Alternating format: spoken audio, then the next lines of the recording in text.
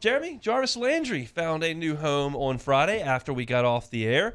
Not necessarily the greatest time to break news. It's generally when you bury stuff at 3 o'clock or 4 o'clock on Friday, but not buried here, as it's a big get for the Saints and a great spot for Jarvis. We talked about it a little bit yesterday, but it became finalized on Friday. What were your thoughts when you saw that Jarvis was heading home? Yeah, I thought that was a fit that we kind of been talking about. We knew they were kind of in negotiations and kind of talking with each other, and it could possibly potentially be something that could happen down the road, and it's exactly what happened. I think now you got two guys underneath that can really do a lot of damage. You got Chris Olave on the outside, and we know what Jarvis is in that locker room. We know what type of leadership he's going to bring. We know he's going to be in the community, and I think for all parties, I think it's going to be a win-win. And I think getting that rapport, Jameis Winston, and trying to find just ways to convert first downs. I think that's what's going to be big for this team. I know they're probably going to be really trying to run the ball a ton, but I think Jarvis can really come in there and really be a huge threat in the red zone and really convert those, tough 3rd and 5, tough 3rd and 6s. He's going to be that guy that can make those big-time catches and extend drives, and that's going to be huge for the Saints. I was a little bit puzzled by the decision by Jarvis. You've got an iffy quarterback. You've got I hesitate to call him a new offensive coordinator, but kind of a new offensive coordinator in Pete Carmichael. I mean, obviously he's been there forever, but you don't have Sean Payton is basically the better way to say it. You've got what is now a crowded wide receiver room. It just seemed like an odd fit to me. For the Saints, it's a slam dunk because this is a guy who's only 30 years old, so he's still got some tread on those tires.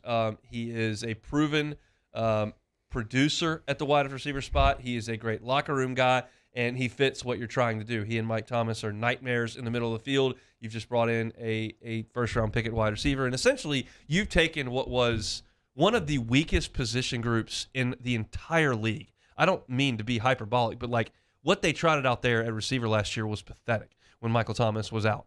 And now you've got Thomas, you've got Landry. These guys are all pro-type players in their early years in the NFL, and then you bring in a first-round pick in Chris Olave.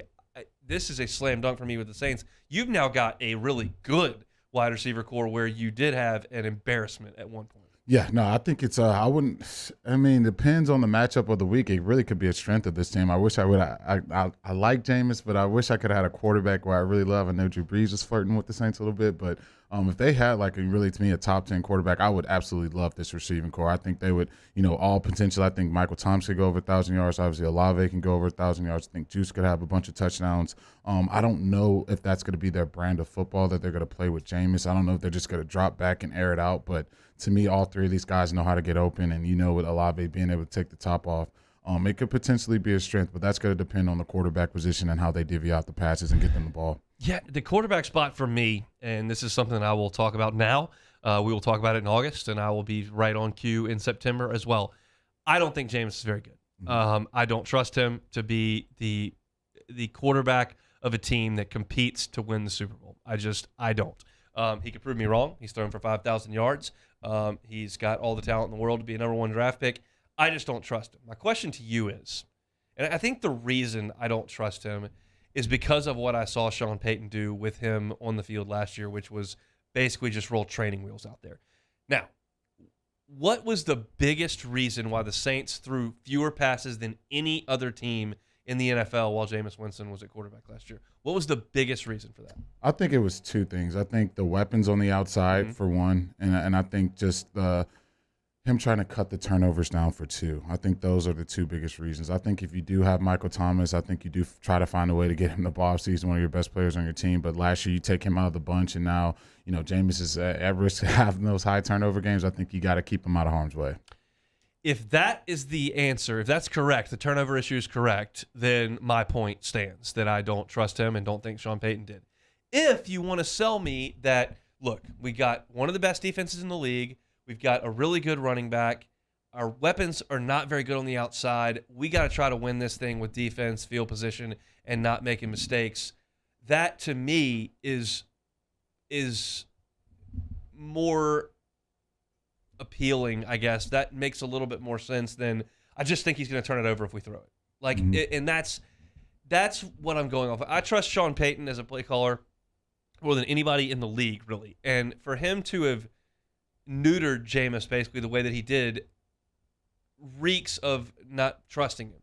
But I think there were a lot of elements there that we just went through, and maybe we see a little bit more aggressiveness this year. Peyton's out the window. Jameis is back. Maybe the defense isn't quite as good. It's a year older. You lose a couple pieces.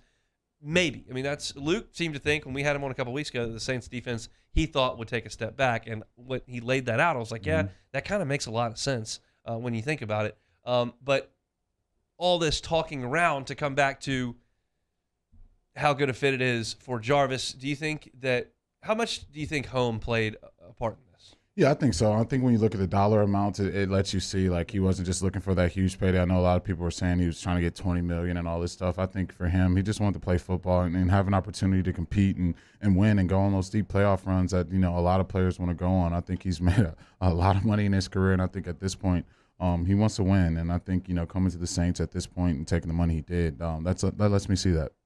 With taking Olave and bringing in Jarvis Landry, knowing what you know about this roster, what they did last year, what are your feelings, big picture, on the Saints this coming season? I think for me, like I said, man, you know how much I talk about quarterbacks. You know how much I love them. And to me, I've watched a ton of football games, and it just all depends on that guy, man. They touch the ball every single play. And if that guy can't deliver you from evil, if he can't make big-time plays when you have to have him, unfortunately, there's going to come that day. It's going to come that game where your season just comes to an end. And so for the Saints, to me, that's what it's looking like right now. I agree with you. I don't trust Jameis to go on those deep playoff runs. Can you see Jameis going to Lambeau and beating the Packers? Can you see him going to Tampa Bay and beating the Bucs in the playoffs? Those are questions you have to ask yourself if you're taking the team seriously to be a serious contender. Can they go and win those tough matchups and tough games? And I think the Saints, they can win like 9 or 10 games this year, but actually, you know, go and do it deep in the season against those real quarterbacks, those true elite top 5 quarterbacks in the league. I just don't see that yet, big picture. That's kind of where I am too. But I'm thrilled that Jarvis is coming to New Orleans. He was one of my favorite players to watch at LSU. Just such an aggressive dude, such a physical guy. I remember him on the kick coverage teams as a freshman on that 2011 team, and then becoming what he did at wide receiver. Just not as flashy as Odell. Doesn't have the elite size. Not the fastest guy in the league. Certainly ran a better combine pro day time than he did combine time. But just a producer that is going to come in and be a positive force in the locker room. The Saints made a conscious decision in the middle of Sean Payton's time there, after those 7 and 9 seasons, to create a better culture than they had. And that's why they cut guys loose like, you know, Junior Galette. They purged themselves of malcontents in the locker room, and Jarvis is a perfect pillar of what you want in your organization. I mean, you've been around him a lot more than I have, but that's what I observed from the outside. Oh yeah, he is. Anytime you bring a guy like that, to me, I still remember the speech he gave to the Browns during Hard Knocks, and talking about it's contagious. But that's the type of guy he is, man. He's got to rally the troops. He's got to show you with his work every day, and he's got to take care of his body. He's got to be there. He's got to stay after, put the work on. I mean, I've been seeing him do this since he was 15, 16 years old. So he's got to put the work in. And to me, when you got a young receiver in the room like Chris Olave, who's got to have to learn the ropes overnight, because the team is really going to be dependent on him to have some big production. What a guy to get under his wing than Jarvis. I don't know if I love Mike Thomas being under Mike Thomas's wing, but Juice, I can get under that one. That was my next talking point you stole right from the notebook. Where do you think Mike Thomas's head is right now? Man, I think I don't know. That's a great question.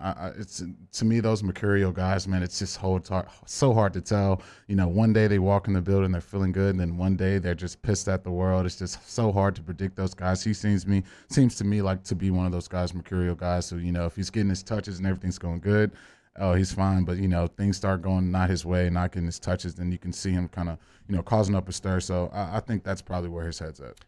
I think the Olave draft pick is going to be a positive for Michael Thomas's time in New Orleans. Mm-hmm. I think bringing in a guy at his position that he already knows. I mean, we've seen some video of them already working out together. I think that the Olave pick is going to spark something in Michael Thomas. I think he's going to come back in really good shape and be a productive guy. But it's like you're talking about. It's like, but you can't bet on it, because there have just been too many odd interactions with him and this franchise, with miscommunications or different thoughts on injuries, and it's a little bit weird. And I think while I don't trust Jameis and don't love him as the leader of the team, it appears that the players do, which is a big deal. Yeah. And so if I had Drew Brees in there, I would feel a lot better about it. But it sounds like that Jameis has a similar pull in the locker room. Certainly not headed to the Hall of Fame anytime soon like Drew is, but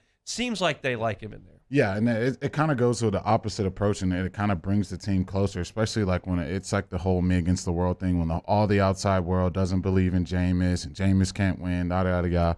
Your teammates naturally, they get behind you. They support you. They want to see you win because we're all winning when that happens. So I think the Saints have embraced him, especially I saw it last season when he got hurt. His teammates were crushed by it. You could saw like the look on everyone's face and just what he meant to that team. And I think that's what it is. I think this team will rally behind him. And I don't know how successful they're going to be with that, but I know the team will have his back. Thanks so much for watching Hunt and Hill on YouTube. Now do us a favor. Hit the red subscribe button below and throw us a like. We'll see you next time.